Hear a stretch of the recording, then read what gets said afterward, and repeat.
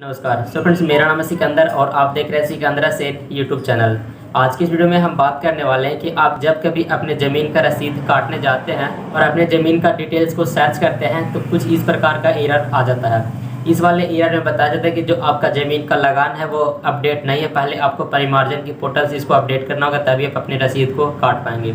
तो आज की इस वीडियो में परिमार्जन के पोर्टल से इसको किस प्रकार से अपडेट करना है वो हम प्रोसेस दिखाने वाले हैं। तो वीडियो को लास्ट तक जरूर देखिएगा। वीडियो को आप लोग लास्ट तक देखते नहीं है और आवेदन कर देते हैं, जिसके कारण से आपको छोटी बड़ी मिस्टेक को पता नहीं चलता है और आपका जो आवेदन है वो रिजेक्ट कर दिया जाता है, आपका काम कंप्लीट नहीं होता है। आज की इस वीडियो को पूरा देख लीजिएगा, इसके बाद आप आवेदन कीजिएगा तो हम आपको गारंटी देते हैं कि आपका जो लगान रसीद अपडेट नहीं है वो अपडेट हो जाएगा। इसके लिए चलते हैं अपने लैपटॉप के स्क्रीन पे और आय का प्रोसेस आपके साथ शेयर करते हैं। इससे पहले कि आप हमारे चैनल पर नए हैं तो आप हमारे चैनल को सब्सक्राइब और वीडियो को एक लाइक जरूर कर दीजिएगा। इसके लिए सबसे पहले आपको अपने मोबाइल फ़ोन या कंप्यूटर लैपटॉप जो भी आपके पास अवेलेबल है उसमें कोई भी एक ब्राउज़र को ओपन करना होगा और उसमें आपको सिंपल सर्च करना होगा परिमार्जन। आप जैसे ही परिमार्जन लिख के सर्च कीजिएगा आपके सामने इंटरफेस कुछ इस प्रकार का आएगा।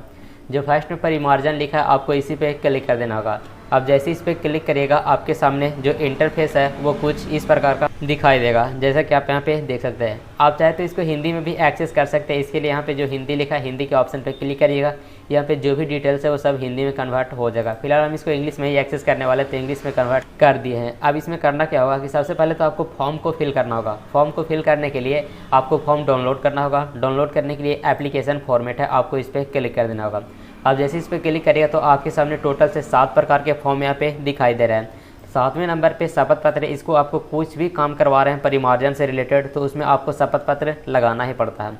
तो जैसा कि अभी हमने आपको दिखाया है कि जो लगान रसीद है वो अपडेट नहीं है, तो उसको अपडेट करवाने के लिए ये जो 3रे नंबर पे फॉर्म है डिजिटाइज जमाबंदी में भू लगान संबंधी त्रुटियों के सुधार करने हेतु आवेदन पत्र, तो आपको इस पे ही क्लिक करना होगा। अब जैसे इस पे क्लिक करिएगा आपके सामने जो फॉर्म है वो कुछ इस प्रकार का डाउनलोड होकर आ जाएगा। एक फॉर्म ये रहेगा और प्लस में एक शपथ पत्र, एक ये दोनों फॉर्म को डाउनलोड कर लेना है। सबसे पहले आपको इसको अच्छे तरीके से फिल कर लेना है। यहाँ पे आपको अंचल का नेम फिल कर देना होगा, मौजा फिल करना है। मौजा फिल करने के बाद आपको थाना नंबर पूछेगा। जो भी आप यहाँ पे डिटेल्स निकालेगा इसमें आपको थाना नंबर देखने को मिल जाएगा। जैसे कि आप यहाँ पे देख सकते हैं राजस्व थाना नंबर 209 है, तो आपको यहाँ पे 209 फिल कर देना है। फिर जो भी आपका जमाबंदी संख्या होगा, जमाबंदी संख्या भी आपको इसी में देखने को मिल जाएगा। जमाबंदी संख्या यहाँ पे फिल करना है। इसमें जमाबंदी संख्या नहीं है तो आप यहाँ पे ये जो लिखा है जमाबंदी पंजी देखे, आपको इस पर क्लिक करके जमाबंदी संख्या निकाल लेना है। इसके बाद जमाबंदी फिल करना है।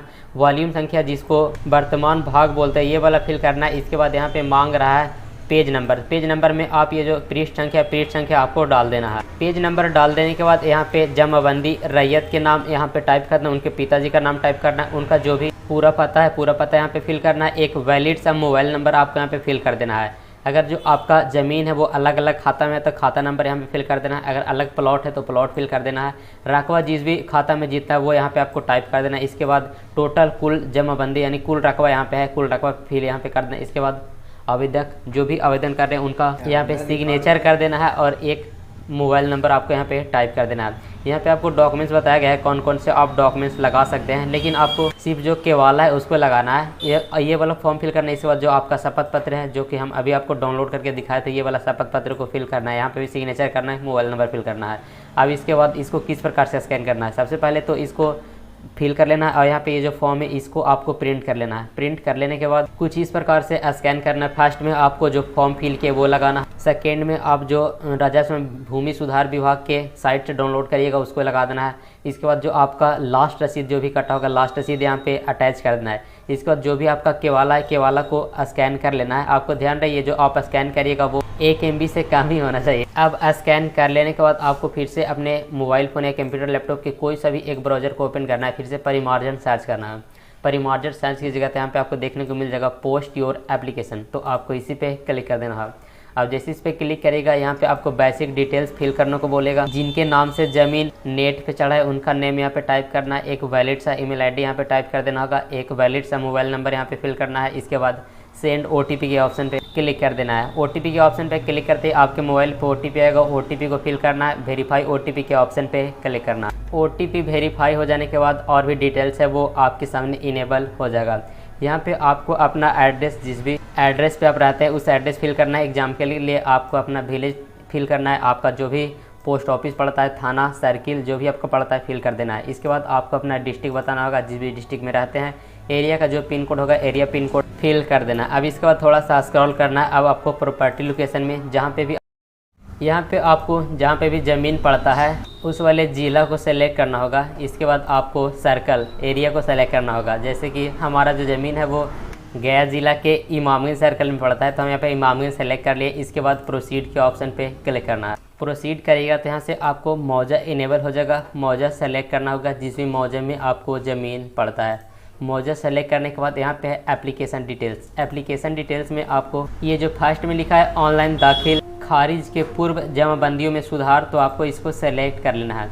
अब जैसे इस पर सेलेक्ट करिएगा, अब आपको एप्लीकेशन सब्जेक्ट में सेलेक्ट करना होगा। यहाँ पे आप देख सकते लिखा है लगान की राशि एवं तत्संबंधी प्रविष्टि में सुधार, आपको ये सेलेक्ट कर लेना है। अब इसके बाद ये जो चूज फाइल है आपको इस पर क्लिक करना है और जहाँ पे भी आप फॉर्म को स्कैन करके रखें उसको अपलोड करना है। इसके बाद सबमिट के ऑप्शन पे क्लिक कर देना है। अब जैसे ही सबमिट करोगे आपके सामने पेज थोड़ा सा और सबमिट हो जाएगा। सबमिट हो जाने के बाद आपको एक ग्रीवेंस आईडी देखने को मिल जाएगा। यहाँ पे आपका नेम, आपका मोबाइल नंबर और करेंट स्टेटस। करेंट स्टेटस में अभी सबमिट है।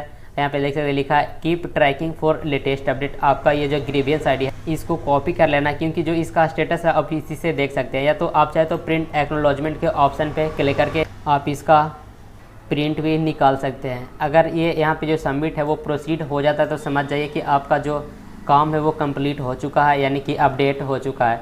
एक बार हम पिछले वीडियो और बनाए थे जिसमें दिखाए थे किस प्रकार सबमिट करना है ताकि जो आपका आवेदन है वो कंप्लीट हो जाए। फिलहाल उसका हम स्टेटस आपको दिखाते हैं। उसमें भी आपको जो लगान रसीद है वो अपडेट नहीं था, वो अपडेट किए थे। वो फिलहाल इस टाइम एडिट अपडेट हो चुका है, तो उसका हम अभी आपको स्टेटस दिखाते हैं।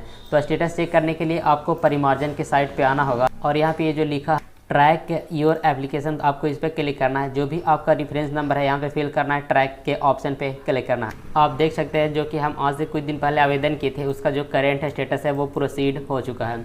आप आवेदन करके करीब 1.5-2 महीने तक छोड़ दीजिएगा तो ये ऑटोमेटिक प्रोसीड हो जाता है। अगर आपको अर्जेंट में चाहिए तो आप कर्मचारी से मिल सकते हैं। सो फ्रेंड्स, ये था कंप्लीट प्रोसेस जिसके अंतर्गत आप अपने लगान रसीद को घर बैठे ऑनलाइन ही अपडेट करा सकते हैं। तब तक के लिए थैंक्स। मिलते हैं नेक्स्ट वीडियो के साथ। Thanks for watching. जय हिंद।